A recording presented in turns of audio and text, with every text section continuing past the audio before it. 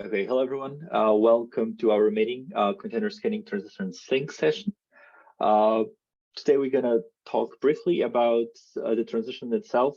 And as we had the documents here, we had two questions. I'm gonna just answer them, and we'll see if we're gonna have any more questions on the way. So the first question is: are the licenses inside legal updated automatically?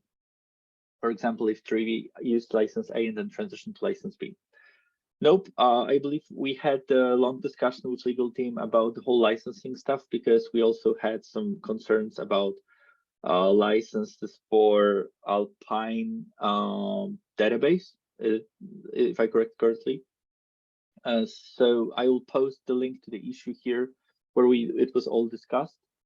But no, it's not automatically. So at some point we either want to have some check for that, or we'll just do it every month or something, just to verify.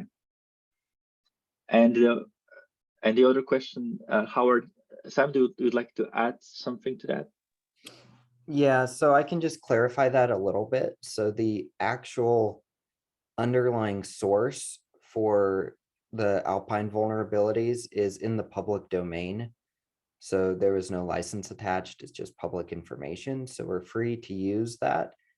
But Trivi, so Alpine has a project that actually takes all of that vulnerability data and extracts it, parses it out, and puts it into a database that's convenient and easy to use. But that database, or sorry, the code, the Go code, I think it's Go. Anyway, the code that generates that is licensed with a shift left license.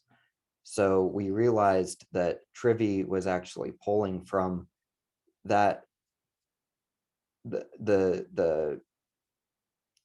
that data source instead of the upstream public data source.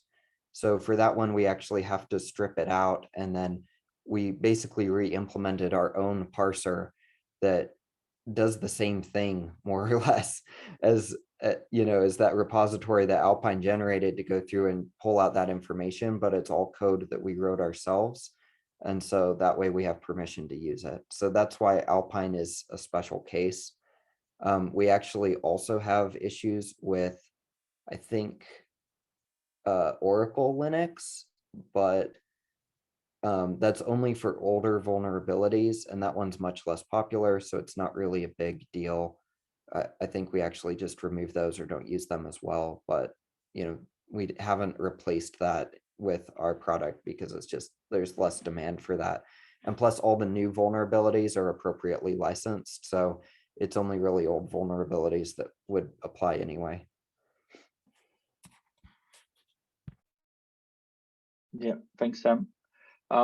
Okay, and there's other question about EE features, how they are enabled. So we have this Outlist feature that should not be available on free tier. I'm gonna just quickly share my screen and let's see.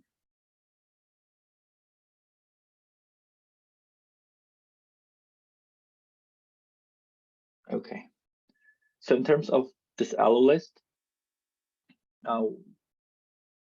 I believe you've seen the video when I briefly went through the source code and how it's built, like it has plugins and so on. So in terms of Outlist, there is this method called build Outlist, and if environment is EE, it will not include the Outlist generated from this file. And how we are checking if it's EE or not, like we simply check the GitLab features variable. So when you're running a pipeline, you get this features populated with the features that are enabled. So if it's not EE, this container scanning will not be included. And that's it.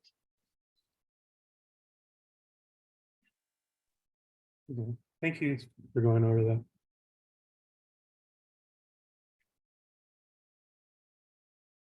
All right. Anything else?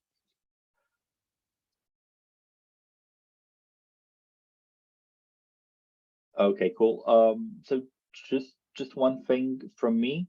I went through all issues and all features that were in our backlog, and if they were not started or they were not like in progress in dev or in review, I kept them in our group for now, so we'll finish them.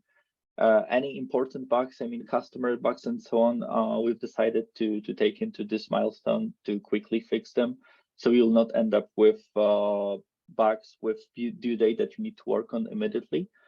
But anything else like features, proposals, and so on went to your group, and I believe I did it yesterday.